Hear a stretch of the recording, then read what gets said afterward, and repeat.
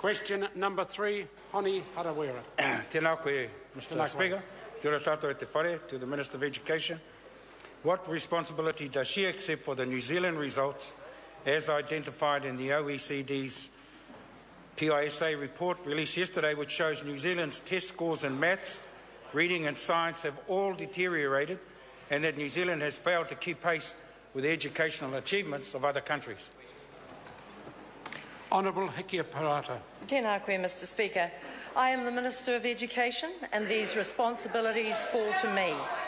These results are serious, but not surprising. The government is serious about the plan we have for fixing this.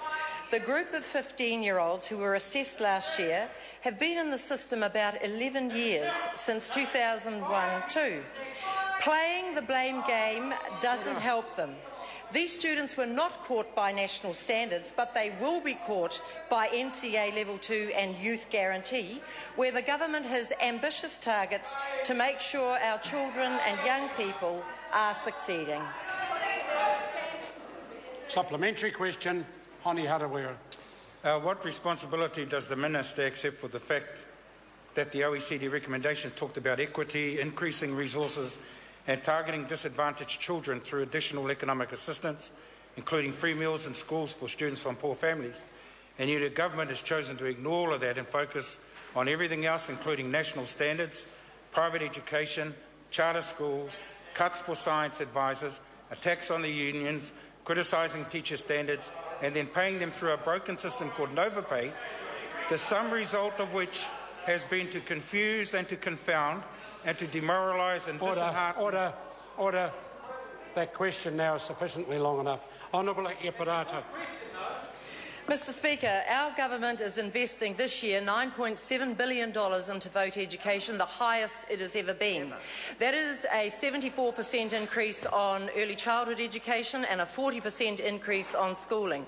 We've invested this year $37.5 million in raising the quality of teaching so that all across the system every child will get a better education.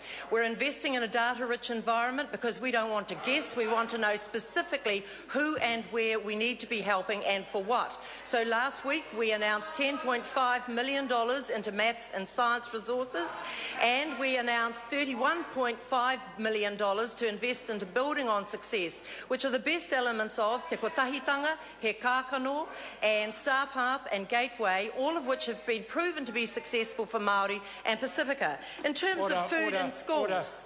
That's now a very long answer to a very long question. Supplementary question, Dr. Cam Calder. To the Minister, what do the PISA 2012 results tell us about the achievement of New Zealand's young people?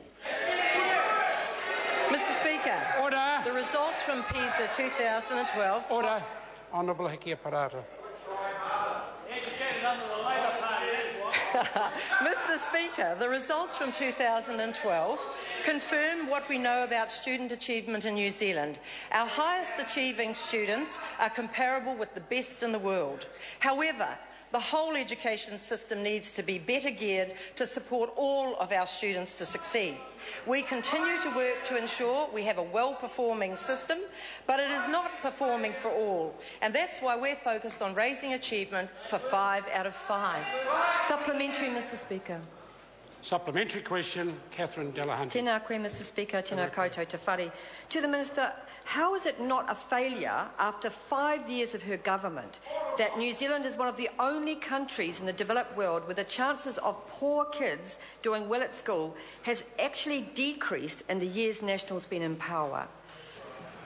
Honourable Hikia Parata. Mr. Speaker, what the PISA results tell us, for those who've actually analysed them, is that of the factors that contribute to failure, there is a correlation between underachievement and low socio-economic status, and it amounts to 18%.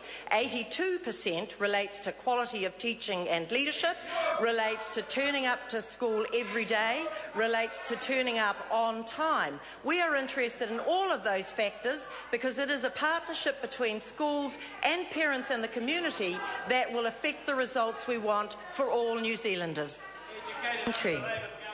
Supplementary question, Catherine Delahunty. Why has equity in New Zealand education deteriorated, according to PISA, since National came to power, while Australia has managed to increase the chances of poorer kids doing well there in exactly the same time period? Mr. Speaker, rather than get into comparisons between those particular systems, because actually that information isn't actually accurate, what we have happening here is that we now have nearly 96% of all kids under 5 going to early childhood education, which is a significant increase and addresses equity issues. Okay. Points of order? Point of order, Catherine Delahunty. The Minister is giving a great background on early childhood, but the question was why has equity decreased compared to Australia? The question was around the difference of equity and performance in New Zealand and Australia. Minister addressed that straight away, was saying she didn't agree with that information. Supplementary question, Honi Harawira. What responsibility does the Minister accept for saying that New Zealand has a good track record on the international stage, ranking 7th in the world in reading, when just 4 months later under her watch we dropped to 13th in the world? Or does she instead hold to her new view that it's not that we're doing so bad, it's just that the Chinese are doing so much better? Honourable Heke Parata. Mr. Speaker, if the honourable member had used the full quote from me, what I actually said was, under the previous PISA results, New Zealand was 7th on that ranking for reading. But disaggregated by ethnicity, Māori were 34th and Pacifica 44th. And in every speech I gave, I pointed that out and pointed out that that was the challenge to us, was to get excellence into the system for everyone. Question number 4, Honourable Clayton Cosgrove.